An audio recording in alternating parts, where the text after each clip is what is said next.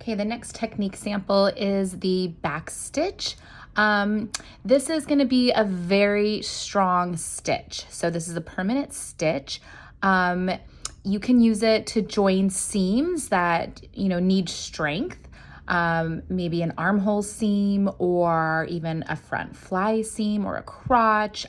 Just anytime you need a really strong hand stitch, this is a really good one. So I'm actually not going to start with a little knot at the end because of the back stitch. The thread just doesn't go through the way you like, kind of whip it around. So, so no need to do a little knot this time. And okay, I guess I will just jump into this. Now you can follow along in your book. Let me see what page it's on. Oh, sorry, the page numbers are not showing. Let me see. Oh, page 77. Okay, and the book talks about there's different kinds, like different ways to space it out. You can do a full back stitch or partial. I'm actually going to be doing the full one. So, okay, so I'm gonna go ahead and I'm gonna go in for my first stitch. You know what, I'm doing right now about a 1/4 inch, but your book talks about doing an even smaller stitch because smaller stitches means you'll have more of them and it'll be much more stronger.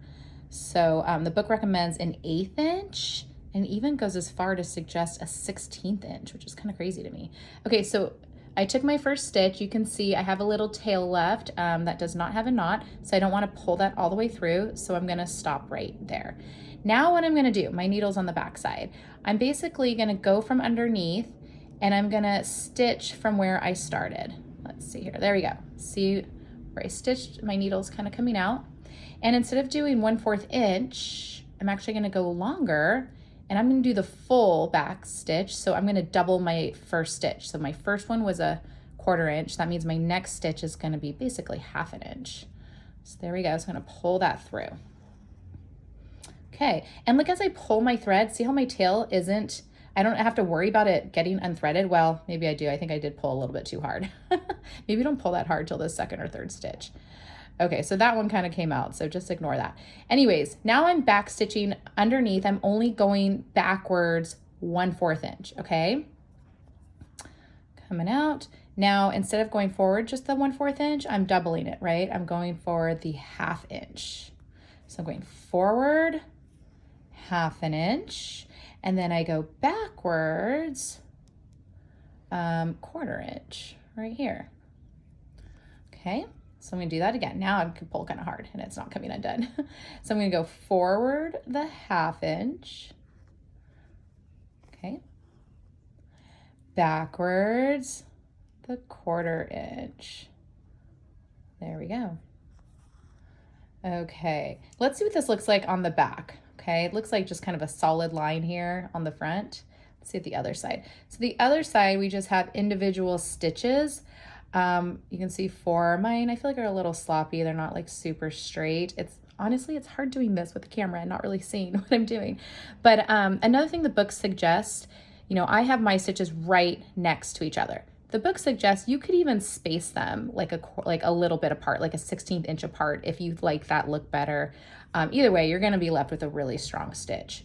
So just go ahead and keep doing it. So here's my stitch. I'm going to go a little bit longer, doubling it basically.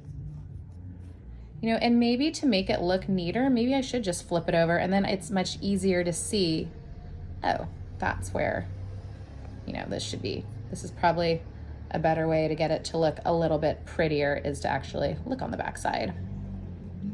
You do not want to double up your thread. Make sure you have just one single yarn. Okay, going forward on this side. I'm going to flip it over. And then coming back just halfway on the back side here. Yeah, this is a much better way to control to see if your stitches look good. And going over here. And then I can just tie off my knot if I'm done sewing. And that's really it. All right, that will be the end of the backstitch technique sample.